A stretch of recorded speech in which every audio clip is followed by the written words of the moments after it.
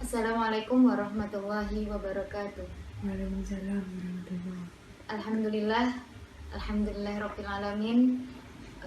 Kita dapat kembali dalam forum yang insya Allah penuh berkah ini untuk melanjutkan mata kuliah Sosiologi Pendidikan, yang mana pada kesempatan kali ini saya akan memaparkan tentang materi decay concept atau konsep kunci.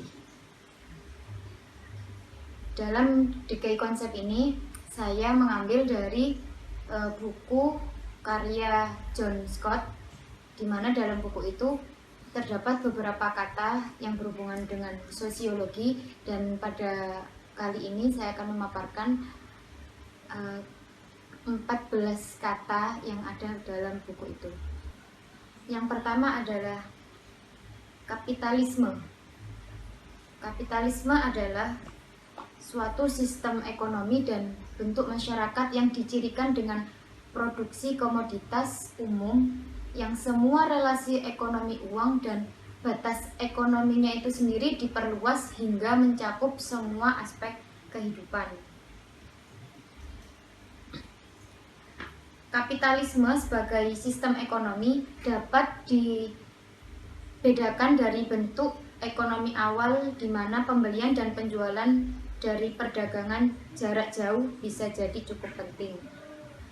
Dari Robert Brenner menyatakan karakteristik dari struktur hubungan sosial di pedesaan Inggris,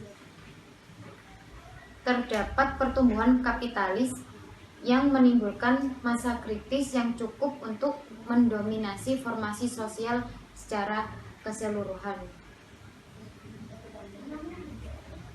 Ahli ekonomi politik klasik dari Adam Smith dan para penulis yang lain memahami bahwa karakteristik kapitalis sebagai suatu sistem produksi kompetitif yang hasilnya dapat berbeda dengan motivasi dari sebagian agen yang hadir atau yang ada. Aspek masalah-masalah kapitalis dikemukakan oleh Karl Marx dan Max Weber. Mereka menggunakan kata-kata kapitalis dan kapitalisme dalam cara-cara yang bersifat modern.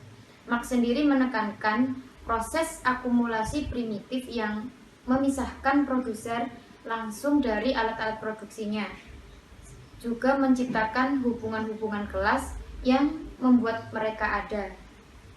Karena buruh berkewajiban dan diharapkan untuk bekerja demi uang.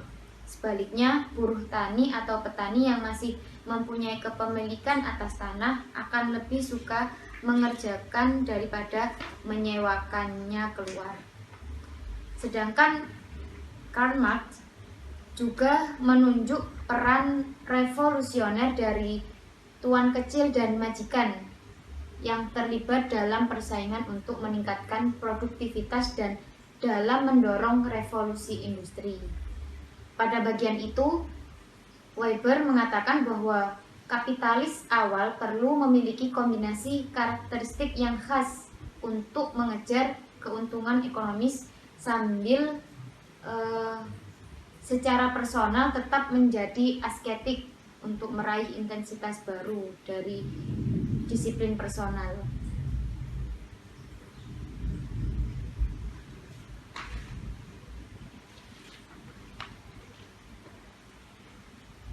Keberhasilan yang cepat dari kapitalisme menjelang pada abad ke-20 merupakan tantangan besar menuju abad ke-21.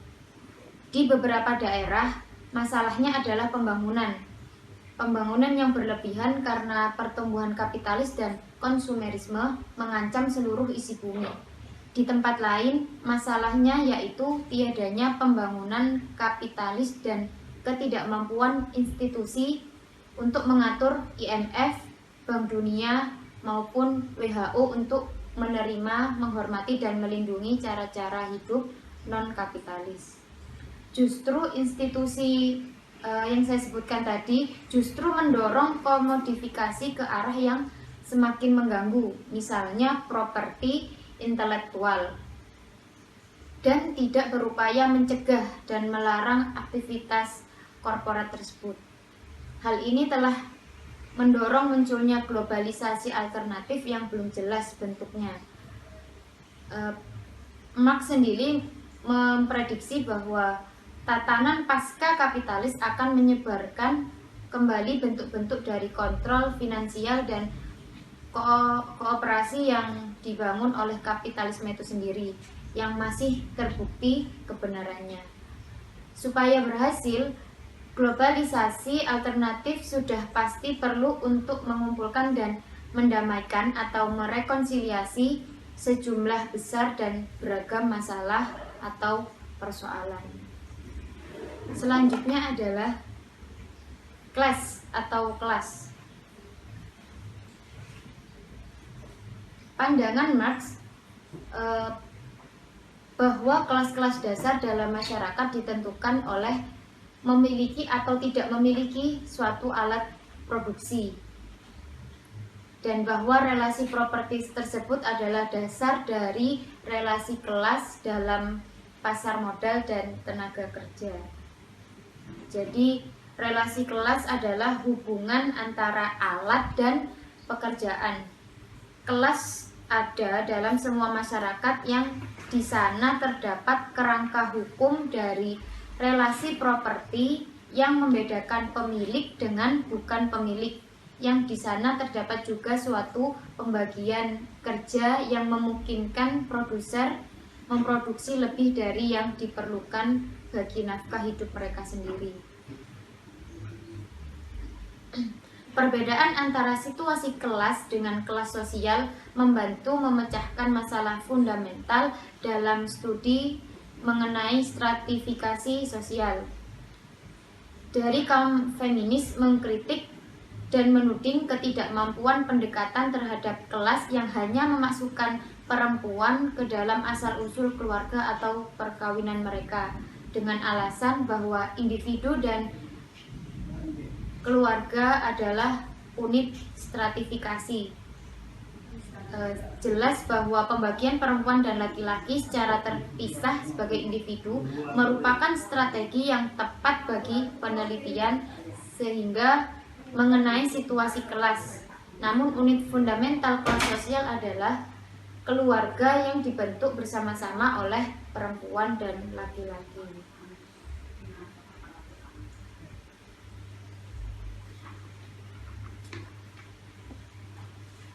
Jadi kelas merupakan bagian penting dalam agenda riset dalam sosiologi, karena di antara mereka membutuhkan analisis kelas. Terdapat konsensus yang sedang tumbuh bahwa apa yang disebut dengan skema Gottlob menawarkan pengukuran paling bermanfaat mengenai kelas sosial. Versi ini telah digunakan di sejumlah penelitian komparatif mengenai mobilitas sosial dan telah pula menerima dukungan internasional. Versi modifikasi dari skema Gottlob telah dikembangkan untuk digunakan dalam sensus dan statistik resmi dari pemerintah atau yang disebut dengan NSSEC. Lalu dikembangkan oleh Universitas Essex, dan ini tentu saja mulai digunakan dalam penelitian sosiologis. Selanjutnya adalah kultural capital atau modal budaya. Pierre Bourdieu menciptakan konsep modal budaya bersama dengan modal sosial sebagai sebuah cara teorisasi dari peran pengetahuan budaya dan selera dalam kaitannya dengan proses pembentukan kelas. Selama tahun 1960, dia menjadi tertarik dengan cara-cara anggota burjuis, yaitu masyarakat strata menengah atau Prancis, mampu menyerukan sumber daya materi dan non-materi untuk mempertahankan kekuasaan dan hak istimewa dan mengirimkannya kepada anak-anak mereka. Dalam pernyataan kunci teorinya, Bourdieu dan Jean-Claude berpendapat bahwa kapitalisme menjadi lebih kooperatif dengan depersonalisasi, warisan properti langsung menurun melalui sarana kekayaan ekonomi dan status sosial dalam keturunan seseorang. Pada awalnya Bordi melihat modal budaya sebagai bagian penting dalam transmisi kekuasaan dan juga hak istimewa antar generasi. Namun dia juga menggunakan konsep ini sebagai cara untuk menjelaskan pembagian kekuasaan dan status dalam kelas menengah dan atas, seperti prestasi pendidikan. Apalagi modal budaya bekerja justru karena muncul netral, hanya manifestasi kemampuan alamiah dan rasa. Industri budaya yang sangat pluralistik pada awal abad ke-21 bersaing di pasar yang relatif terbuka dan sering merasakan ambigu sosial yang memungkinkan orang, khususnya kaum muda, untuk membayar dan bereksperimen dengan berbagai identitas budaya.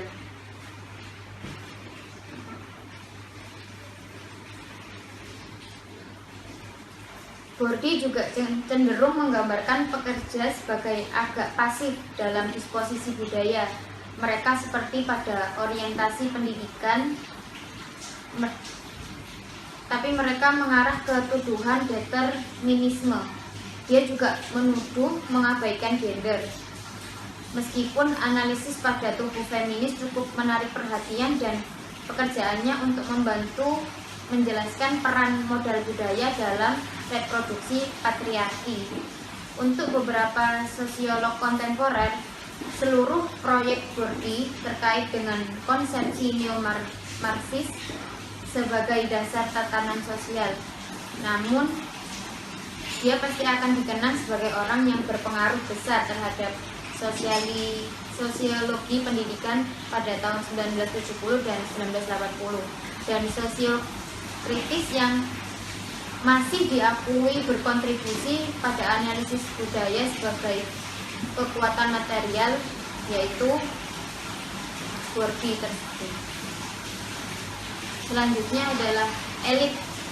Kata elit adalah salah satu istilah paling umum yang digunakan dalam studi-studi deskriptif, dan hampir setiap mereka yang berkuasa, berharga, maupun cakap dan memiliki hak istimewa, atau juga kelompok yang mempunyai keunggulan disebut dengan elit, yaitu kelompok politisi, uskup, orang cerdas, atau kriminal yang sukses.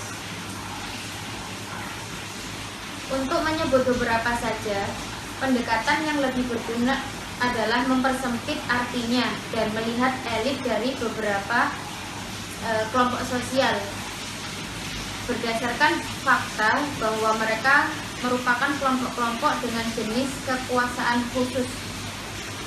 Dari Gaetano Mosca, elit harus dilihat sebagai orang-orang yang menduduki posisi puncak dalam hierarki komandonya. Setiap hierarki komando yang dipimpin oleh elit, posisi penting komando dalam kementerian atau perusahaan bisnis, misalnya, masing-masing terdiri atas elit. Batas-batas elit diidentifikasi dari hubungan-hubungan interorganisasional. Para elit politik yang terbentuk dalam kementerian atau departemen dalam satu negara pemerintahan atau peradilan dan militer dan lain-lain memiliki hubungan resmi yang bermacam-macam antara satu dengan yang lainnya. Jadi menjadi mungkin untuk berbicara mengenai elit negara. Sama juga para elit ekonomi dalam perusahaan bisnis, dari para direktur dan eksekutif puncaknya terhubung secara interorganisasional melalui kepemilikan. Elit sendiri harus dilihat dari hubungan penyebaran dan pelaksanaan kekuasaan dalam suatu struktur komando. Usaha untuk memperluas istilah yang melampaui arti tersebut harus ditolak. Orang yang bekerja dengan bayaran yang sangat tinggi dan mereka yang berintelijensi tinggi misalnya tidak berguna dilihat sebagai elit. Untuk menyebut mereka itu elit, sebagaimana istilah tersebut sudah didefinisikan, membuat lebih sulit untuk mengkaji kelompok lain yang lebih tepat. Oke. Selanjutnya adalah habitus. Konsep habitus banyak dihubungkan dengan tulisan sosiolog dari Prancis, yaitu Pierre Bourdieu. Habitus adalah filosofis yang digunakan Aristoteles dan kemudian berselang-seling digunakan oleh para penulis sesudahnya, antara lain Hegel, Husserl, Weber, dan Durkheim. Pengembangan konsep dari Bourdieu lebih berguna dilihat sebagai sintesis gabungan dari fenomenologi konsep oleh Bourdieu, fenomenologi dari Husserl mengenai salinan kata, dan juga penggunaan kata habitus oleh Norbert Elias untuk menekankan kejiwaan aktor yang melekat secara sosial dan terhadap kebiasaan ragawi.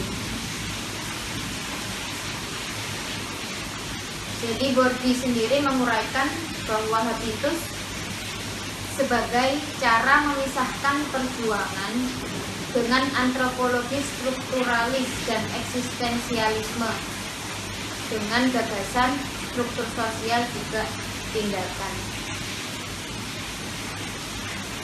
Habitus dari Bourdieu merupakan konsep yang begitu penting bagi analisis kehidupan sosial, sehingga dia sudah menemukan cara studi empiris yang utama di hampir semua sidang. Dengan habitus, Bourdieu menunjukkan sifat-sifat khusus yang melekat dalam jiwa dan tubuh makhluk manusia. Hal ini juga tergantung dengan keteguhan Bourdieu dalam hal modal. Kekuasaan yang efektif yang tersedia bagi agen tidak hanya tergantung pada habitus mereka. Lebih dari itu, aspek-aspek habitus yang ditarik hendaknya tepat dengan ranah praktik yang sesuai dengan efektif. Bourdieu merumuskan habitus ditambah ranah, maka menjadi modal. Mungkin terdapat bentuk-bentuk modal yang berbeda, termasuk modal sosial, modal budaya, modal ekonomi, dan sebagainya, tergantung jenis kekuasaan efektif yang ditunjuk. Dengan begitu, dalam buku Distinction, Bourdieu menyelidiki modal budaya dengan menunjukkan bagaimana kelompok-kelompok mewarisi pengikatan disposisi terhadap jenis dan rasa, khususnya jenis musik, jenis seni, perabotan rumah tangga, dan lainnya.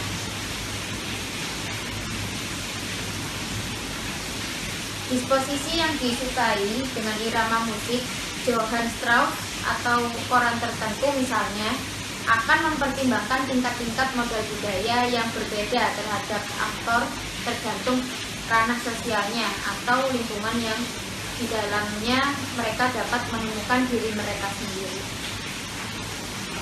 Selanjutnya adalah patriarki. Patriarki adalah sebuah sistem sosial hubungan gender yang di dalamnya terdapat ketidaksetaraan gender. Relasi gender adalah relasi sosial antara laki-laki dengan perempuan dan melekat dalam beragam institusi sosial juga struktur sosial.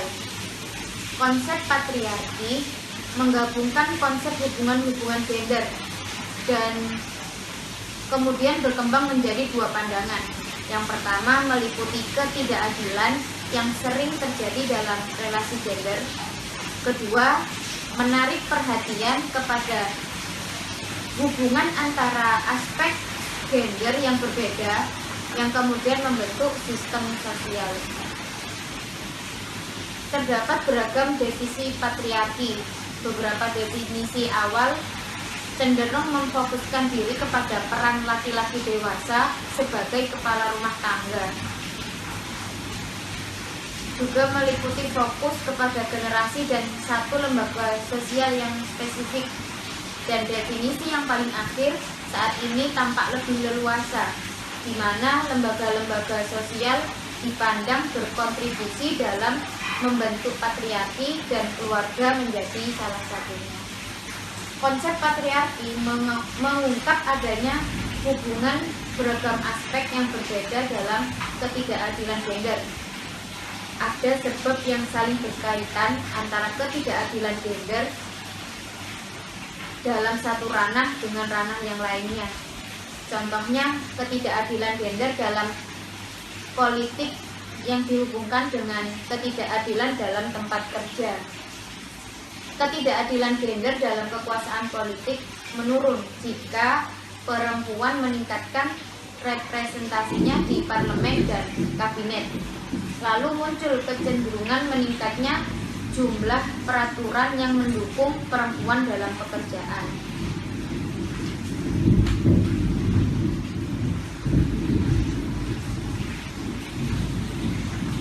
Konsep patriarki terkadang mengundang kontroversi.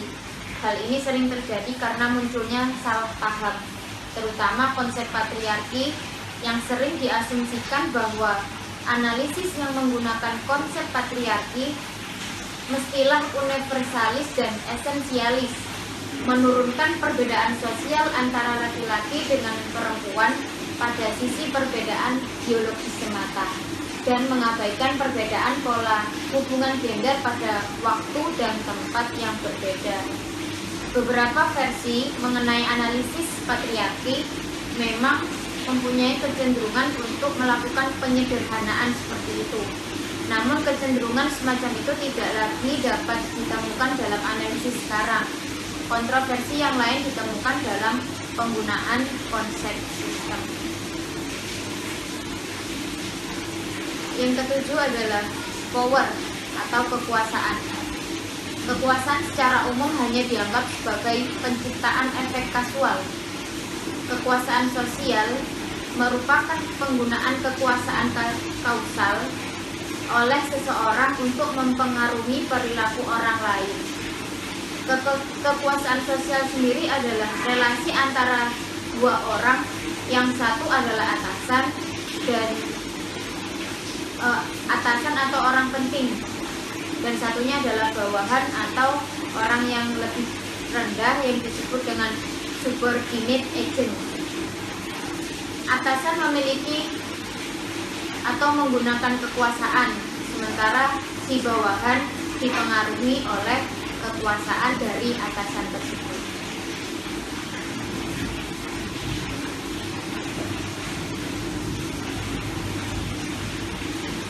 Weber sendiri melihat penggunaan kekuasaan dalam pembuatan keputusan dalam organisasi yang berkuasa penuh seperti negara, perusahaan, atau universitas mempunyai relasi kuasa bersifat asimetris, dan di organisasi dalam kekuasaan jumlahnya tetap, karena seseorang hanya dapat memiliki kekuasaan ketika orang lain menyerahkannya. Maka dalam hubungan kekuasaan selalu ada pemenang dan pecundang. Ada dua wajah kekuasaan penuh, pembuatan keputusan formal dan bukan pembuatan keputusan. Kekuasaan bukan pembuatan keputusan terjadi ketika orang memiliki kekuasaan untuk menghentikan agenda pengambilan keputusan. Dari Stephen Lux sendiri mengembangkan pendekatan ini dari sisi intervensi aktual. Intervensi aktual atasan terhadap kehidupan bawahan guna mempertahankan hambatan struktural. Dengan demikian kekuasaan dapat dilaksanakan.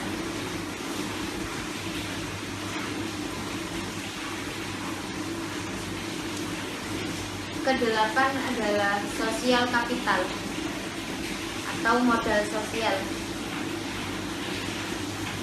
Modal sosial telah menjadi fokus perdebatan yang intens sejak awal tahun 1990-an. Sebagai jantungnya atau sebagai inti permasalahannya, yaitu ide dari masyarakat dapat menggunakan koneksi mereka dengan orang lain sebagai sumber daya yang penting. Mereka dapat menggunakannya untuk berbagai tujuan. Orang dapat datang kepada kawan atau keluarga ketika mereka menghadapi masalah atau saat membuat perubahan dalam hidup. Sekelompok orang berhimpun untuk mengejar tujuan bersama atau dalam derajat yang lebih luas, orang membentuk organisasi sosial yang bertumpu pada jaringan interpersonal yang kompleks untuk mengikat mereka. Robert Putnam menyatakan bahwa ide dasar dari teori modal sosial adalah bahwa jaringan sosial memiliki nilai, juga kontak sosial yang berpengaruh terhadap produktivitas individu dan kelompok.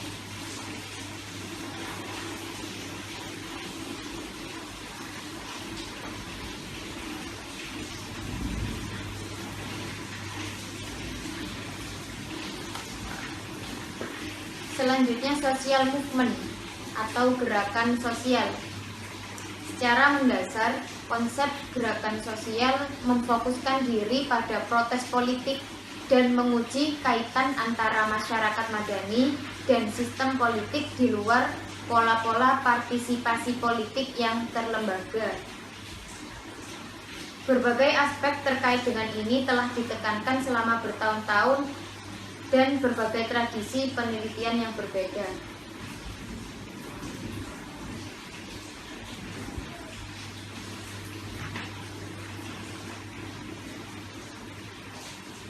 Dalam rumusan terdahulu, gerakan sosial diteliti dalam bidang psikologis melalui pendekatan yang memfokuskan diri pada perilaku kolektif atau dalam pendekatan fungsional struktural yang fokus pada peran gerakan sosial dalam keseluruhan stabilitas masyarakat. Para psikolog yang mempelajari masyarakat massa sering mengkonseptualisasikan gerakan sosial sebagai ketidakmampuan individu beradaptasi terhadap stres pribadi. Sementara dari fungsionalis melihat gerakan sosial sebagai indikasi tekanan terhadap sistem sosial.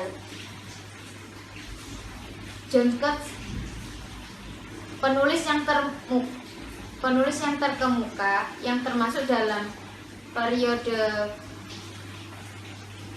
ini yaitu penganut fungsionalis struktural Neil Smelser, teoritisi masyarakat massa William dan pakar psikologi Ralph Turner yang terinspirasi oleh interaksionisme simbolik.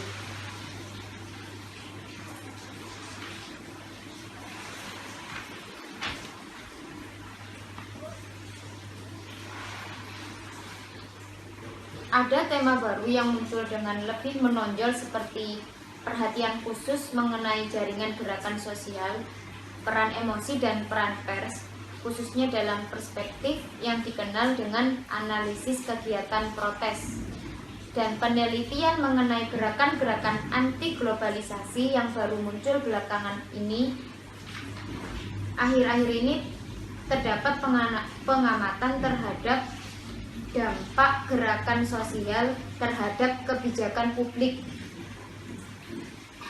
yang menjadi pusat perhatian. Selanjutnya ke-10, social structure, yaitu struktur sosial, merupakan salah satu konsep dasar dalam sosiologi, dan teori-teori mengenai struktur sosial seringkali menekankan pada satu sisi dari dikotomi antara struktur dan tindakan. Di samping banyak teori sosiologi kontemporer yang telah ada, konsep struktur sosial yang dikemukakan oleh Comte, Spencer, dan Durkheim untuk menggambarkan pola-pola tindakan yang terorganisasi.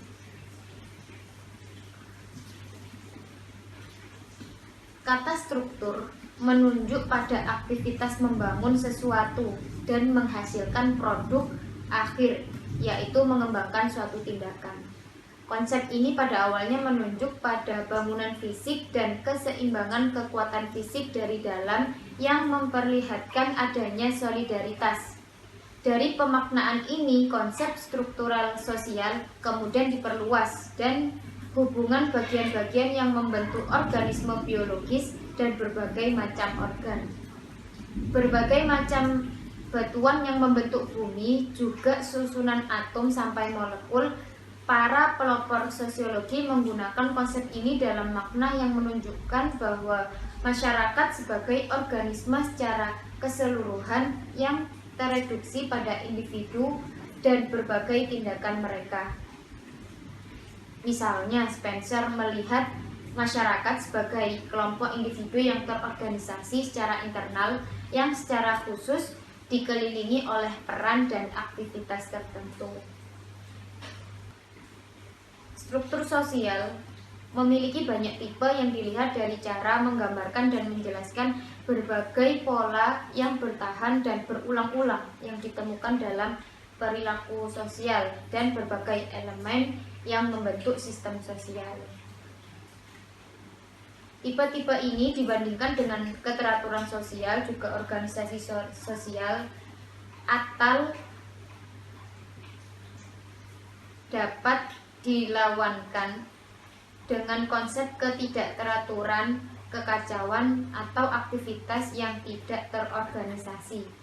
Durkheim melihat representasi kolektif masyarakat yang mengatur harapan individu ke dalam lembaga sosial, yaitu norma sosial yang membatasi harapan individu terhadap orang lain. Dari Parsons terutama menekankan pada aspek kelembagaan pada struktur sosial. Parsons melihat sebagai sebuah kerangka masyarakat yang terdiri atas pola-pola normatif yang didefinisikan sebagai apa yang dirasakan dalam masyarakat tersebut, atau sebagai sesuatu yang baik yang menyangkut perilaku atau hubungan sosial yang diharapkan. Selanjutnya 11, sosial system atau sistem sosial. Penggunaan konsep sistem sosial dimaksudkan untuk menjelaskan saling keterkaitan antar individu dalam masyarakat umum, dan sistem sosial ini memiliki sifat yang khas yang dapat dianalisis dalam istilah tersendiri tanpa mereduksi ke tingkat tindakan yang dilakukan individu. Pokok pikiran dari konsep sistem berasal dari ilmu pengetahuan alam. Di saat konsep sistem digunakan dalam dua hal utama, dua hal tersebut yaitu sistem mekanis yang dipelajari dalam fisika dan sistem organik yang dipelajari dalam biologi.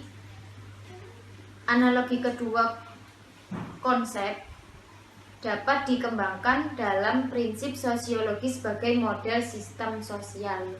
Meskipun konsep ini mengalami keunikan tambahan dan sifat sebagai sistem organisasi pada tingkat sosial budaya, sementara beberapa pemikiran kontemporer merefleksikan satu atau dua analogi sistem, banyak pendekatan yang mengombinasikan berbagai komponen dalam sistem tersebut.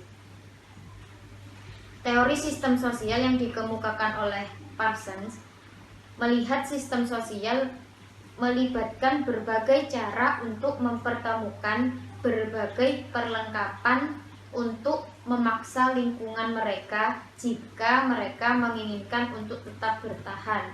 Sistem sosial yang gagal untuk memaksa kondisi lingkungan tersebut akan runtuh atau akan ditransformasikan dalam berbagai cara. Parsons mengeksplorasi dan mengidentifikasi 4 komponen dasar fungsional yang disebut dengan adaptasi, integrasi, tujuan, dan pola-pola pemeliharaan. Dari Michael Foucault dan Pierre Bourdieu, meskipun mereka menghindari terminologi sistem dan kembali pada gagasan mengenai keberadaan ranah tanpa ruang sosial, masyarakat secara keseluruhan sebagai sistem sosial merupakan ruang sosial tempat sejumlah ranah tindakan saling tumpang tindih, masing-masing berkembang dengan dinamika mereka yang khas dalam kebersamaan. Terminologi ini menyoroti gagasan mengenai konvergensi dalam fisika, di mana munculnya organisasi yang kompleks dihasilkan oleh gerakan yang mengacaukan dan transformasi malapetaka. Para ahli ilmu sosial mulai menjaga atas implikasi teori kompleksitas ini untuk menerima gagasan mengenai sistem sosial.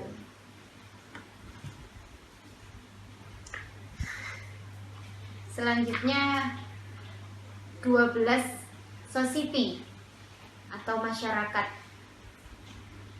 Ketika menanyakan apa itu sosiologi, maka jawaban yang baku adalah sosiologi merupakan studi mengenai masyarakat atau berbagai kemungkinan mengenai masyarakat. Jawaban ini merupakan jawaban yang benar, namun juga tidak. Ada sedikit kesepakatan mengenai apa itu masyarakat, terutama dalam era kontemporer sekarang. Perdana Menteri Inggris Margaret Thatcher pernah menyatakan bahwa tidak ada yang disebut sebagai masyarakat. Yang ada hanyalah individu laki-laki dan perempuan dan keluarganya. Beberapa sosiolog menolak pendapat ini dengan menyatakan bahwa ada sesuatu yang nyata yang disebut sebagai masyarakat. Namun meskipun ada sebagian kecil sosiolog yang tidak sependapat bahwa ada sesuatu yang melebihi kehidupan sosial daripada hanya individu laki-laki dan perempuan dan juga keluarganya, yang jumlahnya sangat besar dan tidak jelas. Kadang-kadang masyarakat diartikan sebagai dunia sosial atau fakta sosial yang dalam beberapa cara dibedakan jenisnya dan juga dari fakta individualnya. Masyarakat merupakan realitas yang sui generis, fakta sosial dan hubungan di antara fakta sosial.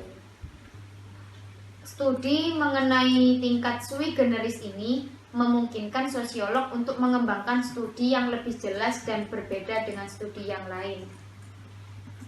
Sedangkan Durkheim mengembangkan gagasan mengenai masyarakat, yaitu gagasan yang khusus dikenal sebagai sosiologi yang lahir di universitas di Amerika, terutama sejak 1920.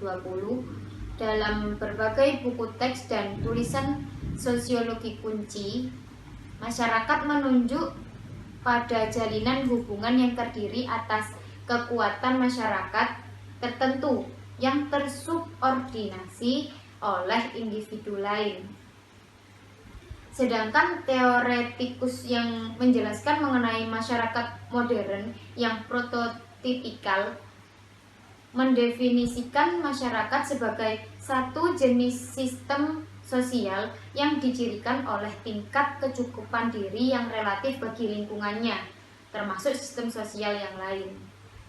Dari misi sosiologi seharusnya menganalisis interseksi atau persilangan dan penyebaran mobilitas yang mengalir di dalam dan melalui wilayah nasional untuk melihat apa yang disebut dengan masyarakat, dan juga melihat apa saja kekuatan baru yang tiba-tiba muncul dan membahas akibat saling ketergantungan sebuah dunia. Ke-13, subculture atau subkultur.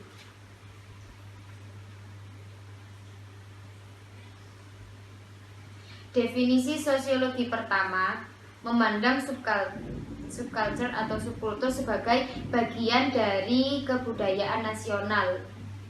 Penekanan atas perbedaan antara kelompok sosial tertentu dan kolektivitas yang lebih besar tetap berlanjut hingga perkembangan konsep ini berikutnya. Dalam hal ini kebudayaan dipahami sebagai keseluruhan cara hidup dan meliputi pemetaan arti, yang memengaruhi bagaimana dunia dijalani dan dipahami.